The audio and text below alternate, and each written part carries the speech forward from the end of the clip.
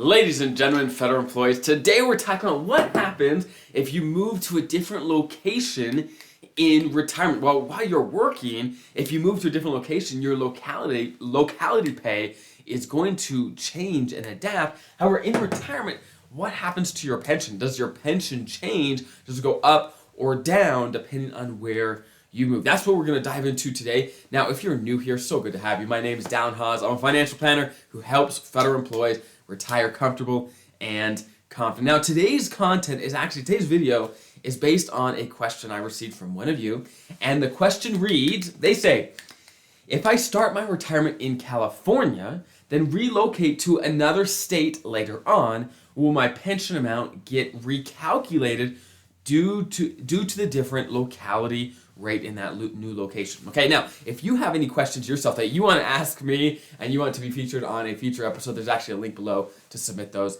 and we base our future content on those questions we get, okay? So let's go over this question. If you move in retirement, is your pension recalculated based on that new location? The short answer is no, okay? It is not. It is not at all. That's the short answer, no.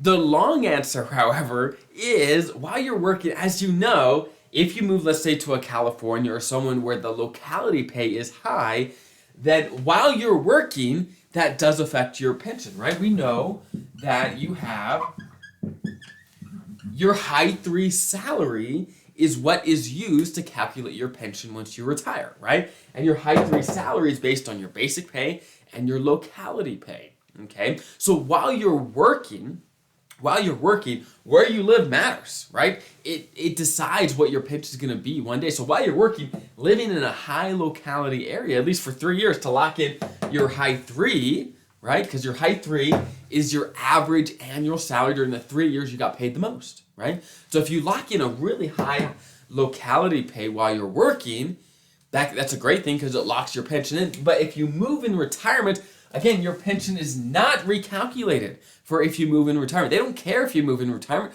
So what a lot of people do to get the most bang for their pension is, again, they lock in a super high 3, right? Super high 3, let's say in a California or some high locality location.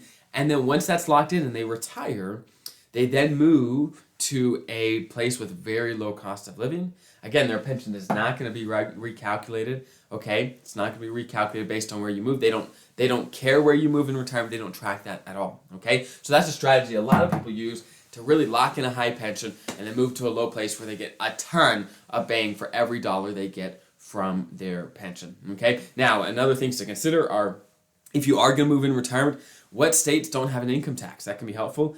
What states have low cost of living? What states have real estate that is relatively cheap, right?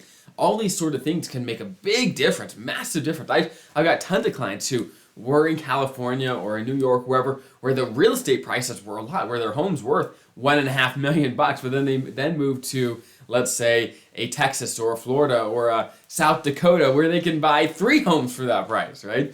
And so they're able to buy a home for a fraction of the cost, and the rest of the money can actually be enjoyed and spent in retirement. So there's lots of different ways to approach this if you do live in a high cost of living area and then move to a lower cost of living area in retirement. It gives you lots and lots of options. So I hope that's helpful. Again, if you have any questions yourself you want us to feature in the future episode, there's a link below to submit those. Have a great rest of your day. I'll see you guys next time.